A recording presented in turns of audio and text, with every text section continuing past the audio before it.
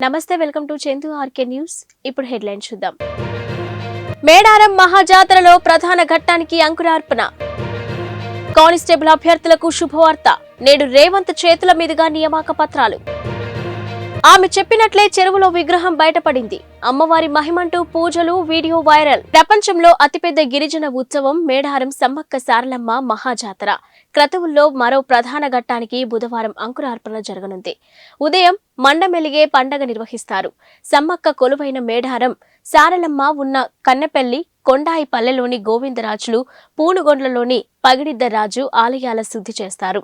ఇక పుట్టమట్టితో గుడులు అలికి మామిడి తోరణాలతో అలంకరిస్తారు. అనంతరం మేడారంలోని సమ్మక్క ప్రధాన పూజారి ఇంటి నుంచి డప్పు, డోలు వాయిద్యాల నడుమ పసుపు, కుంకుమలతో మేడారం చుట్టూ ఊరేగింపు చేపడతారు. అక్కడి నుంచి సమ్మక్క ఆలయానికి వెళ్లి గిరిజన ఆడపడుచులు పూజలు చేస్తారు. ఆ తర్వాత గ్రామంలోని బొడ్రాయికి శుద్ధ జలంతో అభిషేకిస్తారు. ముందస్తు మొక్కులు చెల్లించుకునేందుకు భారీగా భక్తులు తరలి రావడంతో మేడారం సందడిగా మారింది. ప్రకృతితో మమైకమైన గిరిజనులు ఆరాధ్య దైవాలు మేడారం సమ్మక్క సారలమ్మ ప్రతి 2 ఏళ్లకోసారి మాఘ పౌర్ణమి ముందు 4 రోజుల పాటు ఈ మహాజాతర జరుగుతుంది. ఈ ఏడాది మహాజాతరను ఫిబ్రవరి 21 నుంచి 24 వరకు నిర్వహిస్తున్నారు. ఫిబ్రవరి 21న బుధవారం కన్నెపల్లి నుంచి సారలమ్మను గద్దెపైకి తీసుకొస్తారు. అదే రోజు పూనుగొండ్ల నుంచి పగిడిద్దరాజును, కొండాయి గ్రామం నుంచి గోవిందరాజును మేడారం గద్దెలపైకి చేర్చుతారు. ఇక 22న గురువారం చిలకలగుట్ట నుంచి సమ్మక్క తల్లిని తీసుకొచ్చి గద్దెపై ప్రతిష్ఠించడంతో జాతర ప్రధాన ఘట్టానికి చేరుతుంది. 23న శుక్రవారం వనదేవతలు గద్దెలపై కొలువుదీరుతారు. తెలంగాణలో కానిస్టేబుళ్ల స్థాయి ఉద్యోగ నియామక ప్రక్రియకు ఎట్టకేలకు లైన్ క్లియర్ అయింది. ముఖ్యమంత్రి రేవంత్ రెడ్డి చేతుల మీదుగా ఎంపికైన అభ్యర్థులకు బుధవారం నియామక పత్రాలను అందజేయనున్నారు. ఎల్బీ స్టేడియంలో జరిగే కార్యక్రమంలో సీఎం రేవంత్ రెడ్డి నియామక పత్రాలను అందజేస్తారని తెలంగాణ రాష్ట్ర స్థాయి పోలీస్ నియామక మండలి టీఎస్ఎల్ ఆర్పీబీ అధికారులు వెల్లడించారు. ఈ మేరకు ఏర్పాట్లు చేసినట్టు తెలిపారు. పోలీస్ శాఖలో 16,640 కానిస్టేబుళ్ల పోస్టుల భర్తీకి టీఎస్ఎల్ ఆర్పీబీ ఏప్రిల్ 2022లో నోటిఫికేషన్ జారీ చేసిన సంగతి తెలిసిందే. ఇందుకు సంబంధించిన రాత, ఫిజికల్ పరీక్షలను నిర్వహించి అర్హులైన అభ్యర్థులను ఎంపిక చేసి గత ఏడాది అక్టోబర్లోనే తుది జాబితాను విడుదల చేసింది. కానీ సాంకేతిక న్యాయపరమైన కారణాలతో నియామకాల్లో కొంత జాప్యం జరిగింది. ఇక పోలీస్, ఎక్సైజ్, అగ్నిమాపక, రవాణా, జైళ్లు, స్పెషల్ ప్రొటెక్షన్ ఫోర్స్ విభాగాల కోసం 12,866 మంది పురుషులు, 2,884 మంది మహిళలు ఎంపిక చేయగా అర్హులు లేకపోవడంతో 854 పోస్టులను బ్యాక్లాగ్గా పరిగణించారు. పోలీస్ రవాణా విభాగంలో 100 డ్రైవర్ పోస్టులతో పాటు అగ్నిమాపక శాఖలో 225 డ్రైవర్ ఆపరేట్ పోస్టుల తుది ఎంపిక ఫలితాలను మాత్రం న్యాయస్థానంలో వ్యాజ్యాల కారణంగా వెల్లడించలేదు. అయితే ఆ అడ్డంకులు తొలగిపోవడంతో తాజాగా ఎంపిక పత్రాలను అందజేయాలని హోంశాఖ నిర్ణయించింది. పశ్చిమ గోదావరి జిల్లా పాలకొల్లులో అమ్మవారి విగ్రహం వ్యవహారం చర్చానీయాంశమైంది. రామయ్య హాలు సమీపంలోని అమ్మవారి విగ్రహం బయటపడింది. స్థానికంగా ఉండే ఓ మహిళకు అమ్మవారు ఒంట్లోకి వచ్చి చెప్పారని స్థానికులు అక్కడే ఉన్న ఓ చెరువులో వెతికారు. అయితే ఆమె చెప్పిన ప్రాంతంలోనే అమ్మవారి విగ్రహాన్ని స్థానికులు బయటకు తీశారు. వెంటనే మహిళలు భారీగా అక్కడికి చేరుకుని అమ్మవారి విగ్రహానికి పూజలు నిర్వహించారు. ఇక స్వయంగా అమ్మవారు చెప్పిన ప్రదేశంలోనే వెతికితే దొరికిన విగ్రహం అని స్థానికులు అంటున్నారు. ఇదంతా అమ్మవారి మహిమ అని చర్చించుకుంటున్నారు. ఇదిలా ఉంటే అమ్మవారి విగ్రహంపై వివాదం రేగింది. ఈ విగ్రహం బయటపడిన ప్రాంతంలో శిలువ కూడా దొరికిందంట. ఇక దీంతో 2 వర్గాల మధ్య వివాదం మొదలైంది. వెంటనే పోలీసులు రంగంలోకి దిగి అక్కడ పికెటింగ్ ఏర్పాటు చేశారు. ఎలాంటి గొడవలు జరగకుండా పోలీసులు మోహరించారు. అయితే అమ్మవారి విగ్రహాన్ని తమకు తిరిగి అప్పగించేలా చూడాలని పాలకొల్లు ఎమ్మెల్యే నిమ్మల రామనాయుడిని రామయ్య హాలు ప్రాంత మహిళలు కలిసి విజ్ఞప్తి చేశారు. మొత్తానికి విగ్రహం వివాదం పాలకొల్లులో చర్చానీయాంశమైంది. దీనికి సంబంధించిన పూర్తి వివరాలు తెలియాల్సి ఉంది.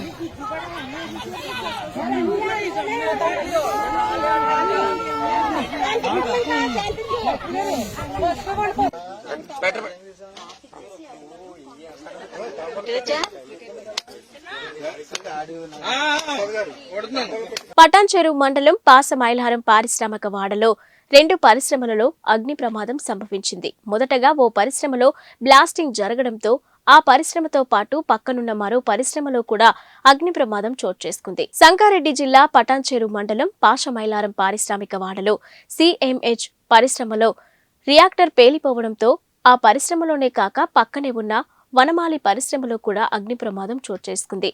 మంటలు ఆర్పేందుకు సిబ్బంది తీవ్రంగా ప్రయత్నించారు. స్థానిక ఫైర్ స్టేషన్ నుంచి మొత్తం 5 ఫైర్ ఇంజన్లు మంటలు అదుపులోకి తెచ్చాయి.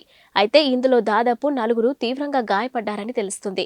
పరిశ్రమలో దాదాపు 11 మంది కార్మికులు ఉండగా అందులో 4 మాత్రం గాయపడ్డారని అధికారులు తెలిపారు. ఇంకా పూర్తి వివరాలు తెలియాల్సి ఉంది.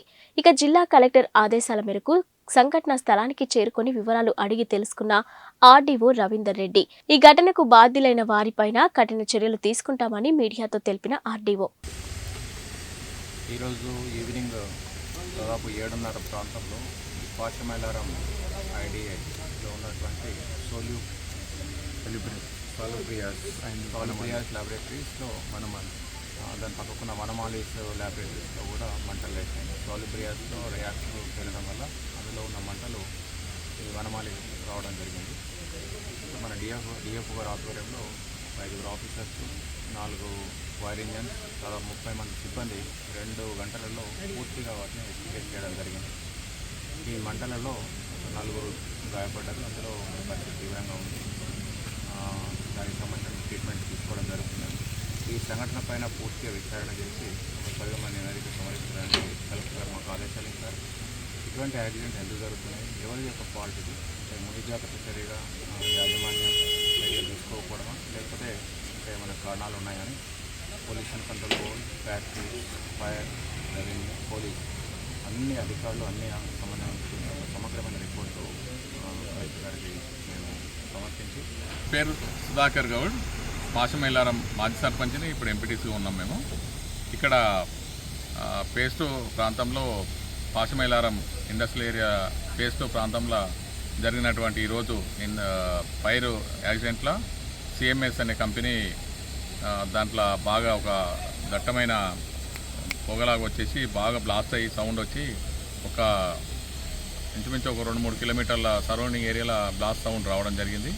దాని పక్కన ఉన్నటువంటి వనమాలి పక్కన దాంట్లో రిసీవర్స్ ఏదో ఉంటుంది, అది దానికి అంటుకున్నది, అది పెద్ద అదిగిన ఫైర్ అయింది. దీంట్లో జరిగినటువంటి ఒక 4 ఇంజూర్ అయ్యారు. దాంట్లో నుంచి ఒక మేజర్గా ఉన్న వాళ్ళను పటాన్చెరు ధృవ హాస్పిటల్ పంపించడం జరిగింది. ఇంకా 3 దీంట్లో కాకతీయ హాస్పిటల్ ఉన్నారు. ఇటువంటి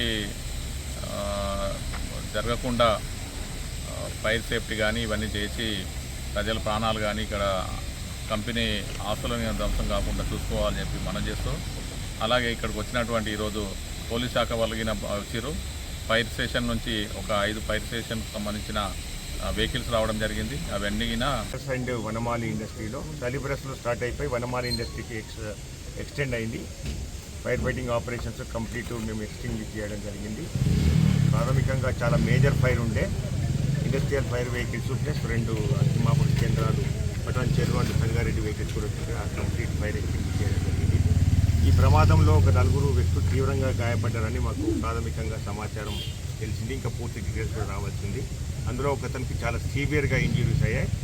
మిగతా 3కి మామూలు మైనర్ ఇంజురీస్ అయ్యాయి. వాళ్ళందరినీ కూడా ఫైర్ వెహికల్స్ స్పాట్ రాకముందే అక్కడికి వాళ్ళను షిఫ్ట్ చేయడం జరిగింది హాస్పిటల్కు. ప్రస్తుతానికైతే పరిస్థితి కంప్లీట్గా అదుపులోకి వచ్చేసి ఎక్స్టింగ్విష్ చేయడం జరిగింది. ఇంకో గంట సేపు వరకు వెహికల్స్ ఇక్కడే ఉంటాయి. ఎటువంటి ఫైర్ జనరేట్ అయ్యే అవకాశం లేదు. పక్క ఇండస్ట్రీకి కూడా ఎక్కడ కూడా ఎక్స్టెండ్ అయ్యే అవకాశం కూడా లేదు. ఈ 4 కార్మికులు ఎందులో ఏ పరిశ్రమలో ఈ పరిశ్రమ సెలిబ్రస్లో అయినట్టుగా మాకు ప్రాథమికంగా సమాచారం ఉంది. వాళ్ళ పేర్లు ఏమన్నా బ్లాస్టింగ్ కావడం వల్లనే సడన్గా వాళ్ళకి ఇంజురీస్ అయినట్టు మనకు సమాచారం ఉంది. వాళ్ళ మేనేజ్మెంట్ ఇంకా మనకు అందుబాటులోకి రాలేదు. ఇప్పుడే ఫైర్ ఫైటింగ్ ఆపరేషన్స్ కంప్లీట్ అయిపోయాయి. ఆ డీటెయిల్స్ అన్ని కూడా మేము డీటెయిల్స్ ఇవ్వడం జరుగుతుంది. ప్రధాన కారణం రియాక్టర్ బ్లాస్టింగ్ అవ్వడం వల్లనే వాళ్ళకి ఇంజురీస్ అయ్యాయి. కెమికల్ రియాక్టర్లో ఒకటేసారి మనకు రియాక్షన్ అవుతున్నప్పుడు ప్రాసెస్ జరుగుతున్నప్పుడు రియాక్టర్ బ్లాస్టింగ్ సార్. అందులో సేఫ్టీ ప్రిస్క్రిప్షన్స్ ఎట్లా ఉన్నాయి సార్? ఇందులో ఇంకా మనం అంత డీటెయిల్స్కి వెళ్ళలేదు. ఈ ఇండస్ట్రీలో మాత్రం బాగానే ఉన్నాయి. ఆ ఇండస్ట్రీకి ఇంకా వెళ్ళలేదు, ఎందుకంటే ఫైర్ ఇక్కడే ఉండి ఎక్స్టెండ్ అయింది కాబట్టి. ఇవి మనము ఇవన్నీ డీటెయిల్గా మనం మార్నింగ్ చూడగలుగుతాం. ఎందుకంటే నైట్లో మనం ఇప్పుడు విజిట్ చేసే పరిస్థితి లేదు లోపలికి వెళ్ళి. ప్రస్తుతానికైతే ఈ ఇండస్ట్రీలో మాత్రం ప్రకాశం జిల్లా ఒంగోలు టౌన్లో సంతనూతలపాడు నియోజకవర్గ పరిధిలోని చేపట్టిన పెండింగ్లో ఉన్న అభివృద్ధి పనులను, సంక్షేమ పథకాలను సత్వరం పూర్తి చేయాలని రాష్ట్ర సాంఘిక సంక్షేమ శాఖ మంత్రి, జిల్లా ఇన్ఛార్జ్ మంత్రి మెరుగు నాగార్జున సంబంధిత శాఖల అధికారులను ఆదేశించారు. కలెక్టరేట్లోని జిల్లా కలెక్టర్ ఛాంబర్లో రాష్ట్ర సాంఘిక సంక్షేమ శాఖ మంత్రి శ్రీ మెరుగు నాగార్జున జిల్లా కలెక్టర్ శ్రీ ఏఎస్ దినేష్ కుమార్తో కలిసి రెవెన్యూ, పంచాయతీ రాజ్, ఆర్డబ్ల్యూఎస్, జిల్లా గ్రామీణ అభివృద్ధి సంస్థ, సాంఘిక సంక్షేమ శాఖ అధికారులు సంతనూతలపాడు నియోజకవర్గ పరిధిలోని తహసీల్దార్లతో సమావేశమై నియోజకవర్గంలో చేపడుతున్న అభివృద్ధి మరియు సంక్షేమ కార్యక్రమాల పురోగతిపై శాఖల వారీగా సమీక్షించి పెండింగ్లో ఉన్న అభివృద్ధి, సంక్షేమ కార్యక్రమాలను సత్వరం పూర్తి చేయాలని అధికారులను ఆదేశించారు.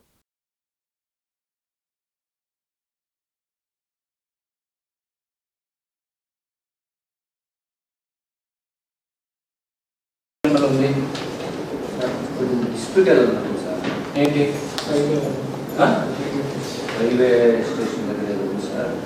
అక్కడ ఎస్సీస్ వాళ్ళు వేరే వాళ్ళు ఆక్రమణ చేసి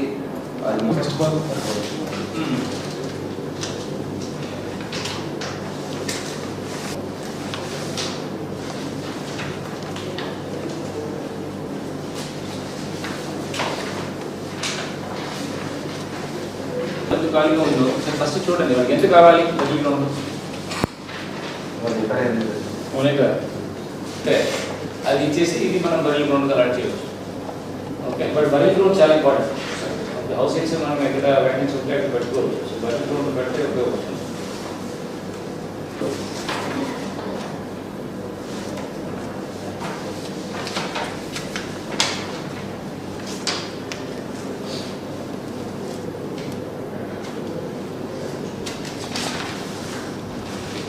ఉప్పుకుండూరులో గ్రామ రజకులకి 100 సంవత్సరాల నుంచి సర్వే నెంబర్ 385లో చాకలి గుంట ప్రవృత్తికి పట్టుకుంటున్నారు. సార్ ఆల్రెడీ చూపించారు. అయిపోయిందా? కరెక్ట్ 5 ఇవ్వలేదు. 5 అప్లికేషన్ పెట్టుకున్నారు. Houses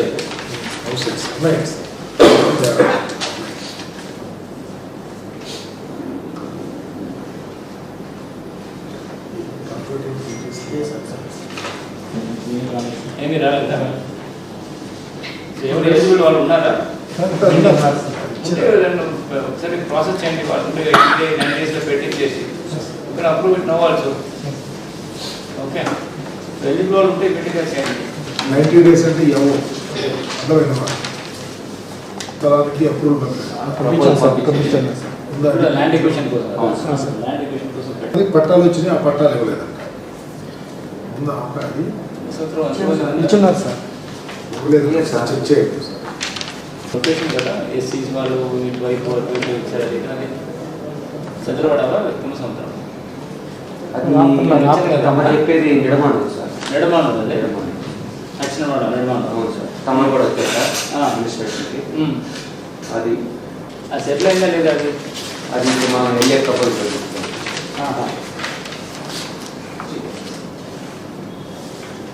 ఎస్ఎన్పాడు Endluru sir, పేరమిట్ట Endluru. పేరమిట్టలో 11 kV ఇది సార్. పెద్ద వైర్లు పోతున్నాయి, దాని ఏదైనా మార్చడానికి అవకాశం ఉంటే మార్చడానికి వాళ్ళ కాలనీలో పోతుందా? ఓకే. మార్చాలంటే మళ్ళీ డబ్బులు కూడా ఉండాలి. చాలా డబ్బు ఎంత డబ్బు పెడతారంటే నేను ఒక రిక్వెస్ట్ ఒకటి పెడతాము వాళ్ళకి. నార్మల్ ఇంప్రూవ్మెంట్ మీద చేయవచ్చని ఒకసారి చూస్తాను. ఆ లెటర్ ఉంటే ఏదైనా ఉంటే నాకు వాట్సాప్.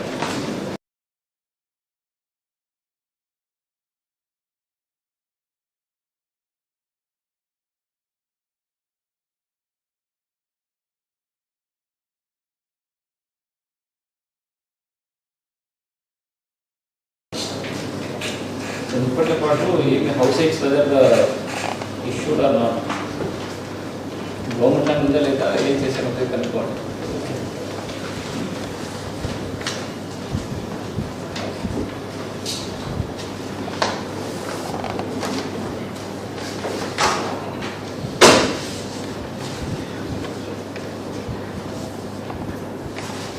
మోపిదేవిలో స్వయంభూగా కొలువుదీరిన శ్రీవల్లి దేవసేన సమేత శ్రీ సుబ్రహ్మణ్యేశ్వర స్వామివార్ల వార్షిక బ్రహ్మోత్సవాలు ఘనంగా ప్రారంభమయ్యాయి.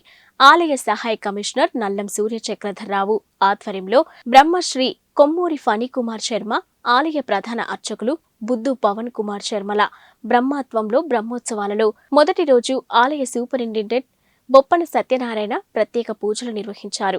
ఆలయ పండితులకు శ్రీ స్వామివారి పట్టు వస్త్రాలను సత్యనారాయణ గారు అందజేశారు. తొలుత యాగశాల ప్రవేశం, విఘ్నేశ్వర పూజ, పుణ్యహవాచనం, అంకురారోపణ, వాస్తు పూజ, ధ్వజారోహణ, బలిహరణ, ధ్వజపట ప్రతిష్టాపన, నీరాజన మంత్ర పుష్పములను శాస్త్రోక్తంగా నిర్వహించారు. వార్షిక కళ్యాణ మహోత్సవాలను పురస్కరించుకొని ఆలయ ప్రాంగణంలో మహిళా భక్తులు కోలాటం, అలాగే భక్తి పాటల కచేరీ కార్యక్రమాలను ఏర్పాటు చేశారు.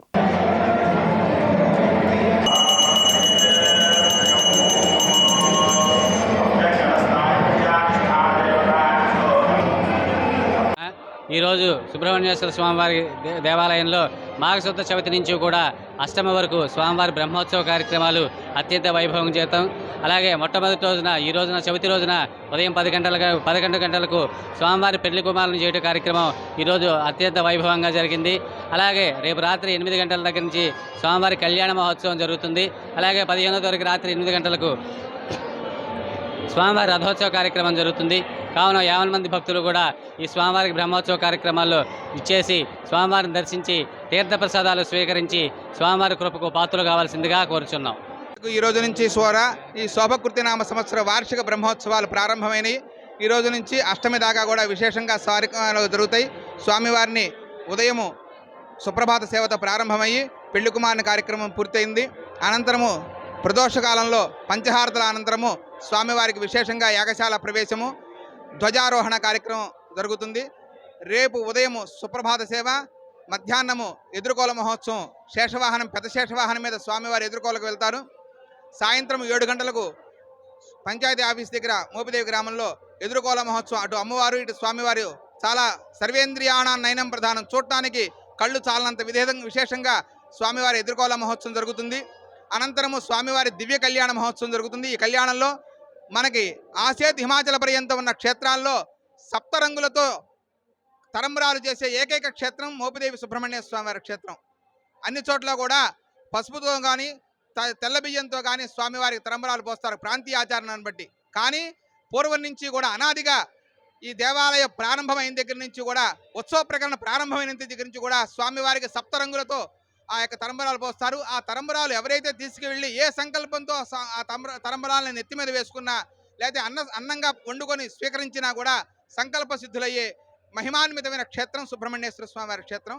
కనుక ఈ యొక్క స్వామివారి కళ్యాణాన్ని అందరూ తిలకించండి, స్వామివారి యొక్క అనుగ్రహాన్ని పొందండి. గురువారం నాడు ఉదయం సుప్రభాత సేవ, సాయంత్రం ప్రదోషకాలంలో స్వామివారి యొక్క దివ్యమైన రథోత్సవం, శుక్రవారం నాడు స్వామివారికి ఉదయం పూట అవభృత స్నానము, అనంతరము సుబ్రహ్మణ్య మాలా ధారణ విరమణ కార్యక్రమం పూర్తవుతుంది, పూర్ణాహుతి. సాయంత్రం పూట స్వామివారు మయూర వాహనం మీద శమీయతే పాపం శమీశత్రు వినాశనం అర్జునశ్చ ధనుద్ధారి రామశ్చ ప్రియదర్శన, ఎవరికి కూడా శత్రుబాధ లేకుండా ఉండాలని శమీ వృక్షాన్ని ఆశ్రయించి శమీ పూజా కార్యక్రమం జరుగుతుంది. అనంతరము స్వామివారి మయూర వాహనం మీద తిరిగి వచ్చిన తర్వాత ధ్వజ అవరోహణ కార్యక్రమం పూర్తవుతుంది. శనివారం నాడు ఉదయము భక్తుల సంకల్ప సిద్ధి కోసము సుబ్రహ్మణ్య హవనం కార్యక్రమం ఉంటుంది. మూలమంత్రంతో హవనంలో ప్రతి ఒక్కరూ ఎవరైనా సరే పాల్గొనవచ్చు. సంకల్ప స్వామివారి యొక్క పవడింపు సేవ, ద్వాదశ ప్రదర్శనాలతో ఉత్సవాల కార్యక్రమాలన్నీ కూడా పూర్తవుతాయి. ఈ ఉత్సవాల కార్యక్రమాలన్నీ కూడా మా దేవాదాయ ధర్మాదాయ సేవ గారి కమిషనర్ గారి ఉత్తర్వుల ప్రకారము అసిస్టెంట్ కమిషనర్ గారైన శ్రీ సూర్యధర చక్రధరరావు గారి యొక్క నేతృత్వంలో, వారి యొక్క పర్యవేక్షణలో వచ్చిన భక్తులకు సౌకర్యార్థము అన్ని ఏర్పాట్లు జరిగారు. స్వామివారి యొక్క కార్యక్రమాన్ని ఎవరైతే మేము స్వామివారిని దర్శించుకోలేకపోయాము, స్వామివారిని చూడలేకపోయాము, ప్రసాదం అందలేదు అనే మాట లేకుండా ప్రతి ఒక్కరికి కూడా అవకాశాన్ని కల్పించే విధంగా అన్ని ఏర్పాట్లు జరిగి ఉన్నాయి. కనుక 50 మంది భక్తులు కూడా స్వామివారిని దర్శించండి, స్వామివారి యొక్క కృపకు పాత్రలు కావండి. సర్వే జనా సుఖినో భవంతు, ధర్మస్య జయోస్తు, అధర్మస్య నాశోస్తు, ప్రాణుసద్భావనస్తు, విశ్వస్య కళ్యాణమస్తు, గవాం వత్స రక్షణమస్తు, లోకా సమస్త సుఖినో భవంతు. సుబ్రహ్మణ్య మహారాజుకి జై. అక్షయ డెవలపర్స్ అధినేత మాదివాడి వెంకటకృష్ణ సేవలు అభినందనీయమని జనసేన పార్టీ రాష్ట్ర కార్యదర్శి మండలి రాజేష్, అమ్మిశెట్టి వాసులు కొనియాడారు. జనవరి 28వ తేదీన మాదివాడ వెంకటకృష్ణ ఆధ్వర్యంలో ఉచిత మెగా వైద్య శిబిరాన్ని నిర్వహించారు. ఈ శిబిరంలో కంటి వైద్య నిపుణులు 650 మందికి కళ్లజోళ్లు అవసరం ఉన్నట్లు గుర్తించారు. కళ్లజోళ్లు అవసరం ఉన్న వారికి చల్లపల్లిలోని చంద్ర రాజేశ్వరరావు వికాస కేంద్రంలో సోమవారం వెంకటకృష్ణ ఆర్థిక సహకారంతో పార్టీ జిల్లా అధికార ప్రతినిధి రాయపూడి వేణుగోపాలరావు అధ్యక్షతన నిర్వహించిన కార్యక్రమంలో మండలి రాజేష్, అమ్మిశెట్టి వాసుల చేతుల మీదుగా కళ్లజోళ్లను పంపిణీ చేశారు. ఈ సందర్భంగా మండలి రాజేష్ మాట్లాడుతూ జనసేన పార్టీలో చేరిన అనతి కాలంలోనే వెంకటకృష్ణ సేవా కార్యక్రమాలు చేయడం హర్షణీయమన్నారు. ఇక జనసేన పార్టీ అధినేత పవన్ కళ్యాణ్ కోరుకున్నట్టే అదే బాటలో వెంకటకృష్ణ పయనించడం సంతోషకరమన్నారు. ఇక తమ అధినేత కోరుకుంటున్నట్టు సమస్యలపై పోరాడటం, సమస్యలు ఉన్న చోట ముందు ఉండేది జన సైనికులేనని తెలిపారు. ఈరోజు అక్షయ ఫౌండేషన్ అధినేత శ్రీ మాదివాడ వెంకటకృష్ణ గారు జనసేన పార్టీలో జాయిన్ అయిన అతి కొద్ది రోజుల్లోనే ఇలాంటి ప్రోగ్రాం చేయడం జనసేన పార్టీ నుంచి చాలా హర్షిస్తున్నాం. మేము కూడా ముఖ్యంగా 1600 మందికి మెడికల్ టెస్టులు చేయించడం అంటే అది ఆషామాషి కాదు. జనసేన పార్టీ అధ్యక్షులు పవన్ కళ్యాణ్ గారు ఏదైతే కోరుకుంటున్నారో అది మన వెంకటకృష్ణ గారు చేసి చూపించారని చెప్పడంలో ఏమాత్రం సందేహం లేదు. ఎందుకంటే పార్టీ మొదలుపెట్టిన దగ్గర నుంచి కూడా ఈ రోజుకి పార్టీ అధ్యక్షులు గారు ఎక్కడైతే సమస్య ఉందో ఆ సమస్యల్లో జన సైనికులు పాల్గొనాలని చెప్తారు. వివిధ రకాలైన సమస్యలు రాష్ట్రంలో ఎక్కడ సమస్యగా కూడా ముందుగా ఏ రాజకీయ నాయకుడు గుర్తురాడు స్వీకరిస్తామని చెప్పినాం. ఈరోజు ఇవ్వడానికి అని చెప్పి ఈ కార్యక్రమం ఏర్పాటు చేసుకోవడం జరిగింది. మరి కొన్ని సంవత్సరాల క్రితం నుంచి కూడా మేము స్వచ్ఛందంగా సేవా సంస్థలతో కలిసి క్రిస్టియన్ ఆర్గనైజేషన్స్ ఉన్నటువంటి సంస్థలతో మరి పార్టీలకు అతీతంగా, మతాలకు అతీతంగా ఎవరికి ఎటువంటి ఏ సమస్య వచ్చినప్పటికీ కూడా వారికి సహాయ సహకారాలు అందిస్తూ ఉన్నాం. కొంతమంది అడిగారు, ఈ క్రైస్తవులు కదా, ఓన్లీ క్రైస్తవులకే మీరు సహాయం చేస్తారా? లేదు, ఎట్టి పరిస్థితుల్లోనూ మేము సహాయం చేయడం దగ్గర నుంచి ఈ రోజు వరకు కులకాన్ని మతంగా చూడకోకుండా ఎవరికి ఏ ఇబ్బంది వచ్చినా కూడా సేవకులు, పాస్టర్స్ కూడా అందరూ కూడా మరి క్యాష్ పరంగా కానీ మతాల పరంగా కాకుండా అందరికీ సహాయం చేసేటటువంటి హృదయ కలిగిన వ్యక్తులుగా మేమంతా టీమ్గా తయారై ఈ సోషల్ ఆర్గనైజేషన్లో ముందుకెళ్తా ఉన్నాం. మరి ఇటువంటి పరిస్థితుల్లో గత ప్రభుత్వంలో చేయించుకునేటువంటి పరిస్థితి పనులు కనీసం మరి ఈ కొత్త ప్రభుత్వంలో అయినా చేసుకోవాలనే ఉద్దేశంతో జనసేన పార్టీ మరి నాయకులు మరి పవన్ కళ్యాణ్ గారు, అలాగే నారాయణ మనోహర్ గారు వాళ్ళ నిర్ణయాలు, ఆశయాలు, వాళ్ళ ఆలోచనలకు అనుగుణంగా మేము కూడా నడవగలము అన్న ఉద్దేశంతో మేము చేసినటువంటి ఈ స్వచ్ఛందంగా చేసే పనులు. కానీ నేను ఎంచుకున్న మార్గం కరెక్ట్ కాదు. జనసేన అధ్యక్షుడు పవన్ కళ్యాణ్ గారిని చూసి గత 2 సంవత్సరాలుగా పార్టీలో టచ్లో ఉంటూ పార్టీకి సేవ చేయాలి, పదవుల కోసం కాదని నిస్వార్థంగా పార్టీలో పవన్ కళ్యాణ్ గారి ఆధ్వర్యంలో పార్టీలో జాయిన్ అయినటువంటి మరి మాదివాడ వెంకటకృష్ణ గారికి నా ప్రత్యేకమైన ధన్యవాదాలు తెలుపుకుంటా ఉన్నాను. మరి వెంకటకృష్ణ గారి గురించి మీ అందరికీ తెలుసు. మరి అన్ని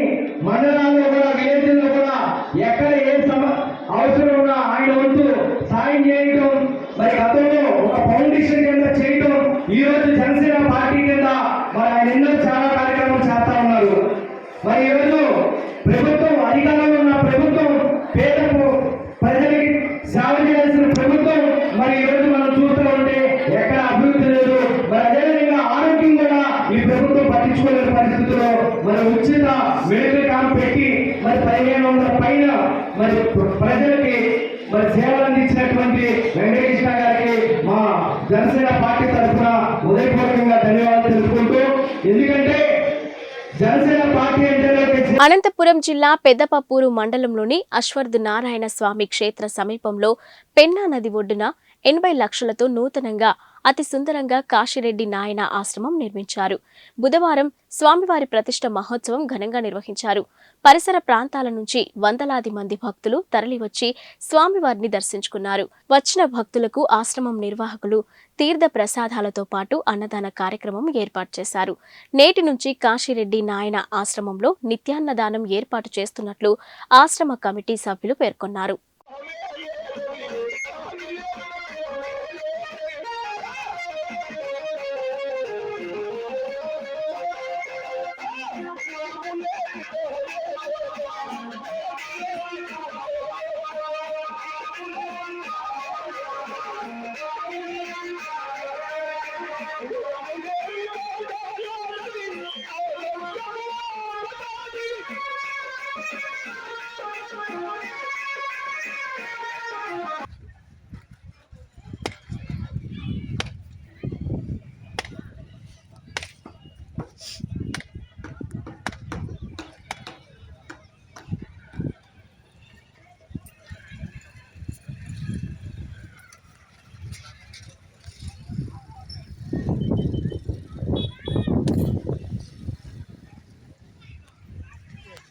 నిర్మల్ జిల్లా కేంద్రంలోని ఈదుగాంలో గల శ్రీ నల్లపోచమ్మ ఆలయం 2వ వార్షికోత్సవం మంగళవారం ఆలయ అభివృద్ధి కమిటీ ఆధ్వర్యంలో రంగరంగ వైభవంగా నిర్వహించారు. పవిత్ర గంగా నీళ్లు స్థానిక శ్రీ రామాంజనేయ హనుమాన్ మందిరం నుండి పోచమ్మ ఆలయం వరకు ఊరేగించారు. మహిళలు భక్తి శ్రద్ధలతో మంగళ హారతులతో అమ్మవారి గంగ నీళ్లు ఊరేగింపులో పాల్గొన్నారు. అనంతరం అమ్మవారికి ఆలయ పూజారి గంగవ్వ అభిషేకం నిర్వహించి పట్టు వస్త్రాలు సమర్పించారు.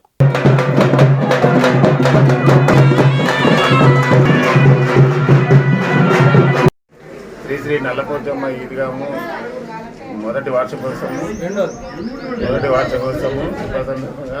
సక్రమంగా జరిగింది కాబట్టి ఇప్పుడు 2వ వార్షికోత్సవం చేస్తున్నాము. ఈ సందర్భంలో కూడా మళ్ళీ ముందు మంచిగా